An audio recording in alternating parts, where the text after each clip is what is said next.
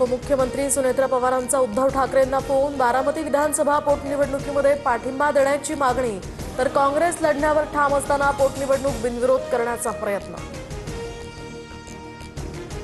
बारामती विधानसभा पोटनिवडणुकीसाठी उमेदवार देऊ नये, ठाकरेंच्या सेनेतील वरिष्ठ नेत्यांची भूमिका। तर आज किंवा उद्या अधिकृत भूमिका जाहीर करणार, तर राहुरी पोटनिवडणुकीसाठी स्थानिक पदाधिकारी आग्रही।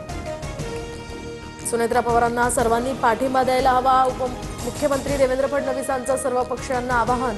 बारामती पोटनिवडणूक बिनविरोध झाल्यास महाराष्ट्राच्या राजकीय संस्कृतीला साजेसं असेल, फडणवीसांची प्रतिक्रिया। बारामती पोटनिवडणूक लढवण्यावर काँग्रेस ठाम, काँग्रेसचे प्रदेशाध्यक्ष हर्षवर्धन सपकाळांचा पुनरुच्चार।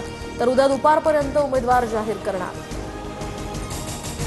पवारांच्या राष्ट्रवादीच्या जयंत पाटलांनी संजय राऊतांची भेट घेतली। बारामती आणि राहुरी पोटनिवडणुकीच्या पार्श्वभूमीवर ही भेट। सामना कार्यालयामध्ये दोन्ही नेत्यांमध्ये चर्चा। नाशिकच्या दिंडोरीमध्ये कार विहिरीत कोसळून 9 जणांचा मृत्यू, मृतांमध्ये एकाच कुटुंबातील 6 शाळकरी मुलांचा समावेश। मुख्यमंत्र्यांकडून चौकशीचे आदेश, मृतांच्या वारसांना 5 लाखांची मदत जाहीर।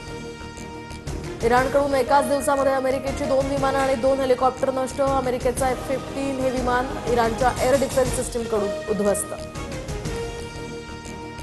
मुदतीची वेळ संपली, पुढील 48 तासात विध्वंसक हल्ला करणार, डोनाल्ड ट्रम्प यांचा इराणला इशारा। तर होर्मुझ उघडण्यासाठी 10 दिवसांची दिली होती मुदत।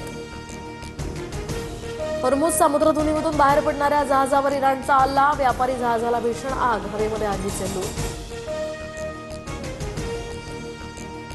पुण्यातील सविंदणेमध्ये हवेत गोळीबाराची घटना, सेवानिवृत्त सैनिकासह 3घांवरही शिरूर पोलिसात गुन्हा दाखल, पोलिसांकडून अधिकचा तपास।